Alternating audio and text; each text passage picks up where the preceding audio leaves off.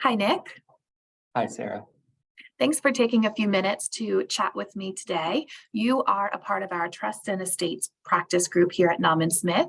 You've been practicing in this particular type of law since 2018. And something that recently has come up in conversation here at the office that I had no idea what it was is the topic of inheritance tax. Now, I just assumed, being a regular, everyday, non lawyer person, that when someone passes, their wealth, their assets, anything that they have that they're passing to the recipients, to who they've designated to be the recipients, that transfer happened pretty smoothly or pretty simply. And so I hear about inheritance tax, and I immediately have lots of questions that other people might have as well. So I thought we'd talk about that just for a few minutes today. And so to get us started, could you give us just some basic foundation about what is inheritance tax? So, at its core, inheritance tax is a tax that is imposed upon a person who inherits something from a deceased person. Now, there are different levels of inheritance tax depending on your relationship to the deceased person. So, a spouse inherits at a rate of 0% inheritance tax. Children, grandchildren, so on, inherit at a rate of 4.5%.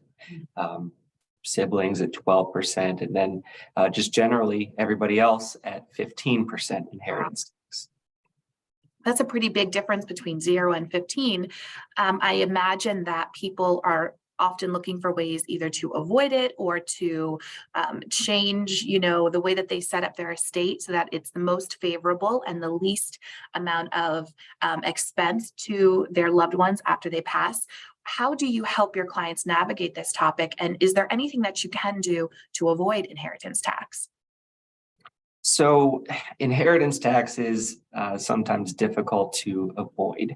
There are scenarios where an asset is not subject to inheritance tax, such as life insurance. Mhm. So, life insurance is potentially an option for you in your estate plan. Another issue that we run into is that sometimes people have been in a relationship for a very long time, but they do not get married. Mm. And the law, quite frankly, doesn't care that you were together maybe for decades. If you weren't married, you're going to get hit with that 15% inheritance tax rate. So sometimes getting married can reduce that inheritance tax burden as well. Another thing that some people do is they engage in lifetime gifting. If you give away your assets prior to your passing and you survive a certain amount of time, you can actually remove those assets from the inheritance tax calculation. However, when you gift assets, that comes with a whole host of other considerations that you should certainly talk to your attorney about. Okay. All right. So you've said some things there I understood, other things that just lead me to have more questions.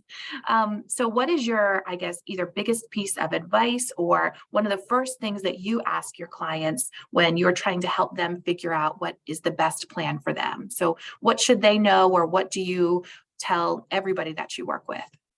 So everybody's situation is different. So it is important that you sit down with your attorney to discuss your situation and your goals and your hopes as far as your estate plan goes. Uh, you might have different assets tied up in different places. You might own your assets in a variety of different ways. You might have special circumstances that really might affect your estate plan and the inheritance tax that might be owed when you pass away.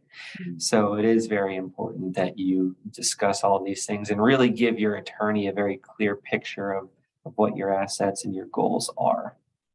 That's good. So there's not necessarily a one size fits all solution, but the common thread is to speak with your attorney and make sure that you're making the right decisions for you, your family. So, And that's right, because you know each each thing that you could do, for instance, gifting assets during your lifetime, as I alluded to earlier, that comes with its own set of issues, such as perhaps the gift tax, the federal gift tax, which is another conversation that we could have at another time. In addition, you would consider whether you actually want to relinquish ownership of an asset. By gifting it, you do relinquish your ownership of it. So there's things to consider there. Also, as far as your assets go, I'm not a financial advisor. So whenever you come and discuss your assets with me, I can't really point you in any particular direction, but I can tell you the tax consequences of each of those assets for inheritance tax purposes. Very good to know. Well, thank you, Nick. I'm sure that people watching this not only feel a little bit more informed about inheritance tax, but they might also have additional questions based on their own unique situation. They can reach out to you directly through email at nschwartz, which is SCHWARTZ at NSSH.com. They could learn more about Nauman Smith at NSSH.com or give us a call, 717-236-3010. Any final words about the topic, Nick, before we sign off? I don't think so. Thank you for having me. All right, thank you.